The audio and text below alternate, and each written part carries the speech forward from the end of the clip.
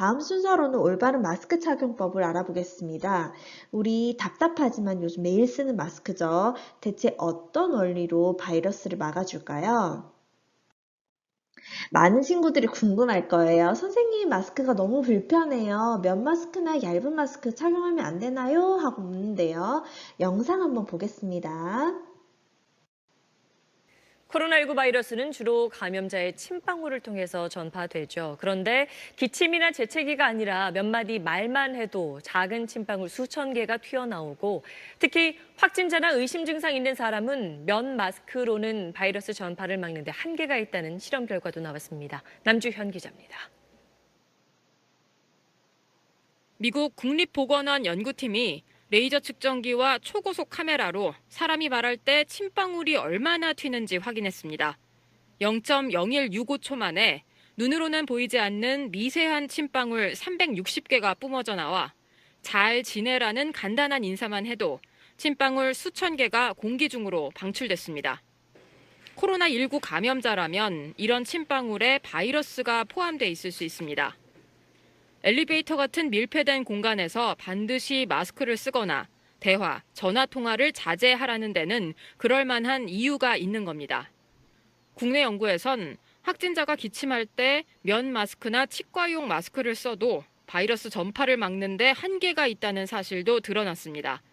서울 아산병원 연구팀이 코로나19 환자 4명에게 두 종류의 마스크를 씌운 뒤 기침했을 때 바이러스 배출량을 확인한 결과 두 경우 모두 마스크를 쓰지 않은 경우보단 적었지만 상당량의 바이러스가 배출됐습니다. 기침할 때는 마스크가 살짝 들뜨면서 위아래로 침방울이 새어나가기 때문입니다. 의심 환자 또는 확진 환자는 조금 고효율 마스크인 KF94 이런 게 적절할 수 있겠다. 코로나19 확진자나 의심 증상이 있는 사람은 보건용 마스크를 쓰는 게 중요합니다. SBS 남주현입니다. 여러분 잘 보셨죠? 두 단어만 말해도 침방울이 수천 개가 뿜어져 나온다고 하죠. 그리고 코로나19 환자들은 면 마스크나 일반 마스크로는 바이러스를 뿜어내는 걸 막기 어렵다고도 나왔고요.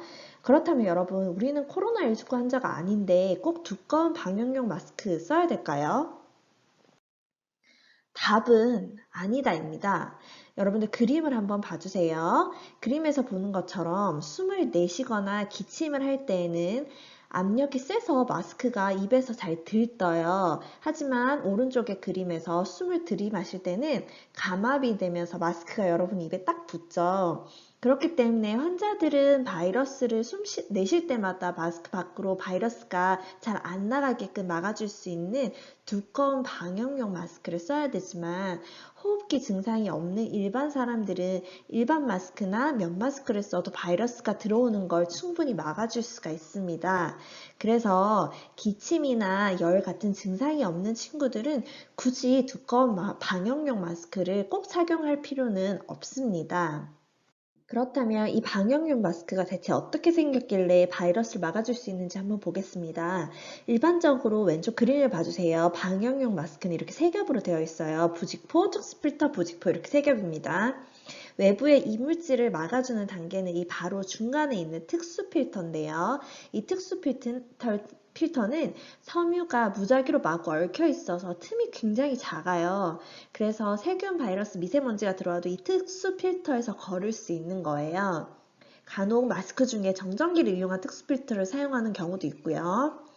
그래서 여러분 혹시라도 기침을 하거나 열이 날 때는 이 방역 마스크를 착용해서 여러분의 몸에 혹시라도 있을지 모르는 바이러스나 세균이 이 특수 필터에서 걸러져서 밖으로 나가지 못하게끔 해야 다른 사람에게 전파하는 걸 막을 수가 있어요.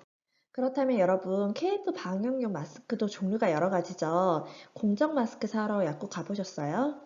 약국 가면 약사님이 80 줄까요? 94 줄까요? 이렇게 물어보죠. 이때 약사님이 말하는 80은 뭐고 94는 뭘까요? 간단하게 설명하면 외부 바이러스나 미세먼지를 80%까지 차단할 수 있으면 KF80, 94% 정도 차단할 수 있으면 KF94, 99% 차단할 수 있으면 KF99입니다. 숫자가 커질수록 차단 능력이 뛰어나죠.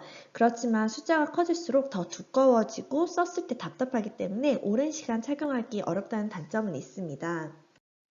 자, 이번에는 여러분들이 매일 착용하는 마스크 올바르게 착용하는 방법에 대해 한번 알아보겠습니다.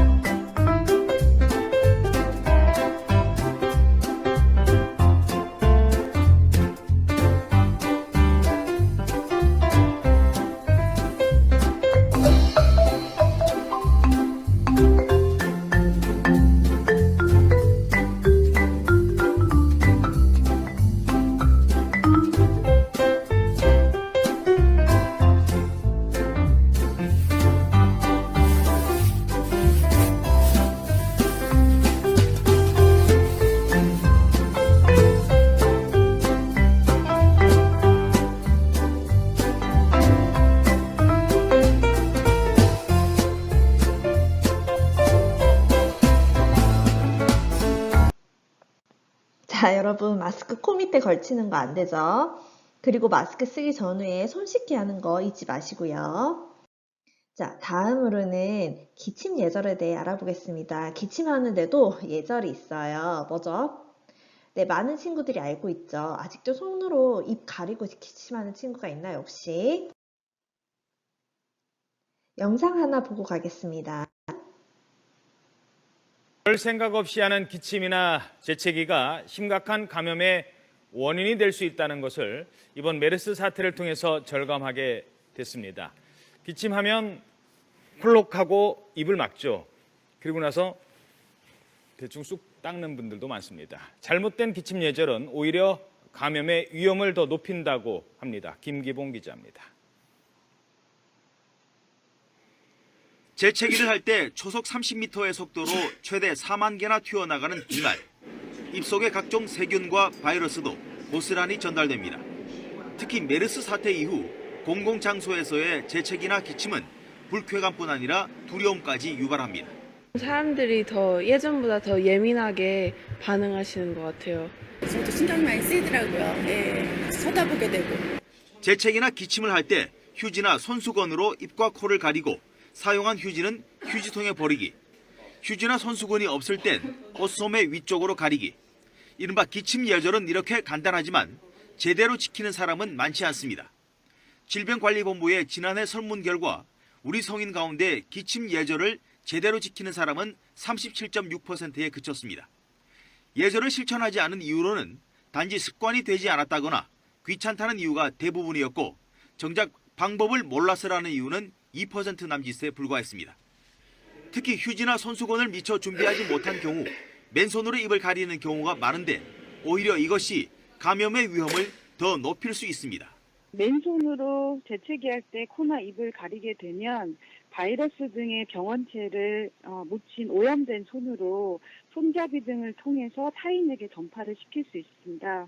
휴지나 손수건이 없을 때는 옷소매 위쪽으로 가려야 합니다. 살다 보면 누구나 하게 되는 기침과 재채기.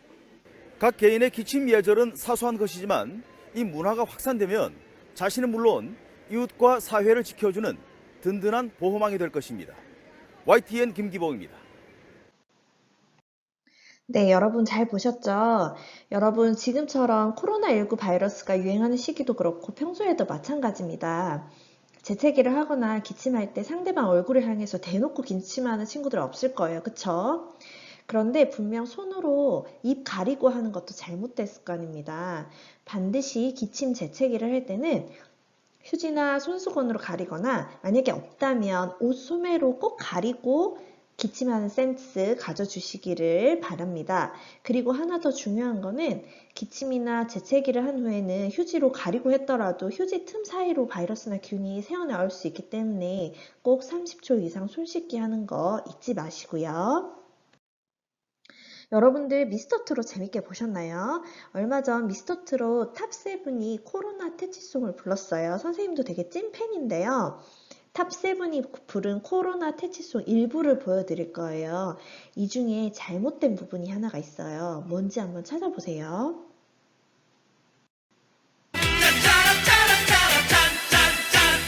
코로나 막을 예방 수칙은 손 씻기 무조건이야. 코로나 막을 예방 수칙은 마스크는 착용이야. 소독제는 기본, 손 씻기는 필수. 기침할 땐 입을 가려줘. 조금만 견디면 지나갈 거야. 코로나 물러갈 거야.